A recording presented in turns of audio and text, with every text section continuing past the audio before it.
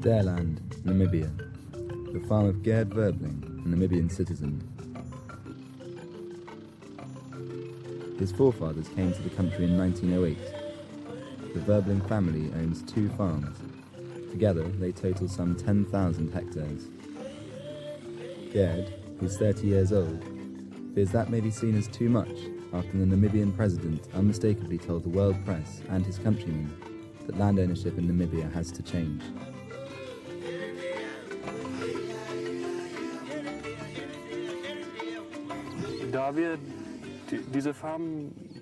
With the farms that are going to be taken, the people who are interested, people who have already made it, they've put aside the money.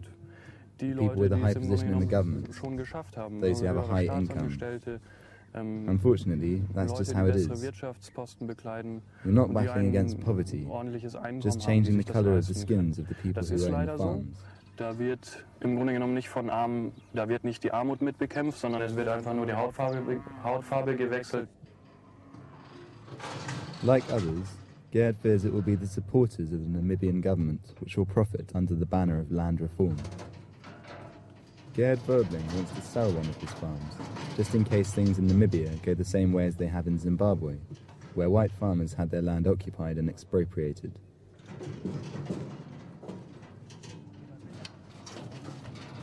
However, some farm workers defend the president's intentions.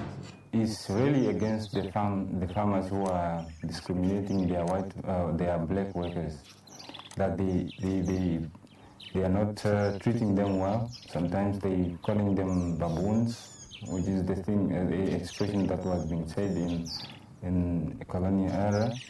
And I think these are the farmers that the president is targeting.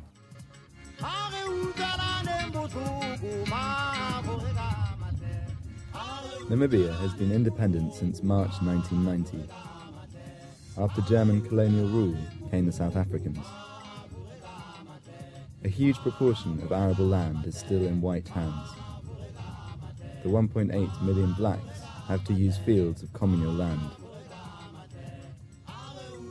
Politicians who are facing elections next year are promising a fair distribution of land to the blacks.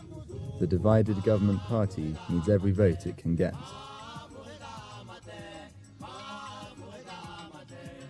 Risto Kapenda is president of the Namibian trade unions and rails against the Europeans. The politicians are going to go ahead to say they are going to pay for this. However, they don't have support for the nation to pay people who killed our people for the land and occupied the land. There's a policy in this country that you don't pay for a stolen good.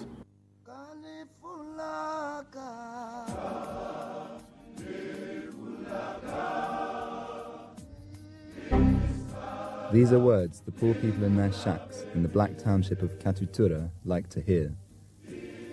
Over half the population of the capital Windhoek live here. Every morning buses take them to the better parts of town to work. Others try, often in vain, to find a job. If we see those who are having the land not parting with the land, we fear that the situation may come that we in the government may not be able to control. And once we reach a point of not able to control the situation in this country, then you will have a country which would have no governance. In other words, the anarchy. For foreign landowners in Namibia, that's particularly bad news. And maybe too for Max Kuckner. After independence, the Austrian bought this 10,000 hectare wild game farm and invested a lot of money. The 52-year-old has a large wild animal population on his game farm. He imported 7 species of animals. He also trained the 15 staff. There's a disparity in Namibia's actions. On the one hand, they court foreign investment, but on the other, they deter it. Foreigners, but also local landowners, are taking a wait-and-see policy. Max Kluckner hopes his game farm will not be expropriated because he spends most of the year there. Es ist klar gesagt worden, dass Ausländer, die in diesem Land eine Farm haben, it's been clearly said that foreigners in this country who have a farm but are here only for a few weeks, who come on vacation and use the infrastructure of the country but don't do anything for it, that they pay less tax but don't invest or provide jobs, that they are no longer wanted in this country and in the future their farms will be expropriated. Dass die in dem Land also in Zukunft nicht mehr erwünscht sind und dass man ihnen das Land ablösen wird. That's maybe the case with Frans Zertner. He and his wife came to visit Namibia 3 times and fell in love with the country. For 7 years now, he's been the proud owner of a large farm. He wouldn't say how many hectares he works, but it's big.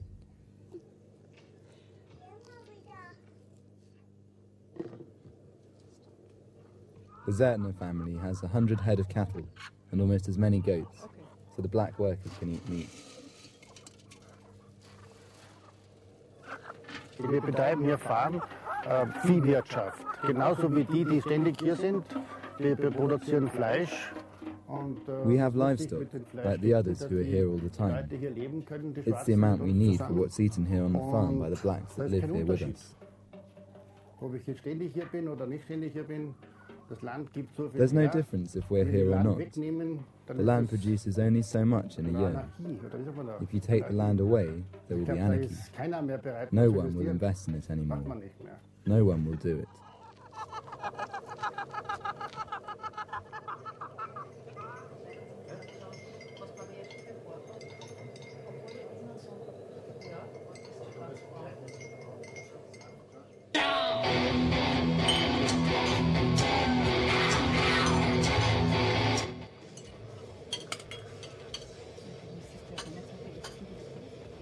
Man weiß nicht, was kommt. Sie haben uns schon angedroht. No one knows what's going to happen. We could be threatened like we were in Zimbabwe, and that would be terrible. We've always said that if the farm is taken without compensation or occupied, then we'll leave. Then we won't have anything more to lose. It would also be bad for the farm workers if the land ownership went the same way as it did in Zimbabwe. They would be the first victims.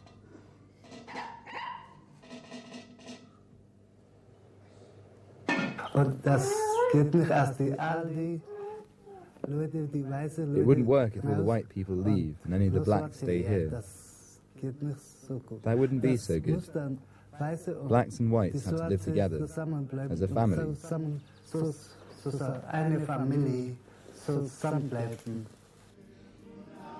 Sophia and Emmanuel grew up on this farm. It's their home.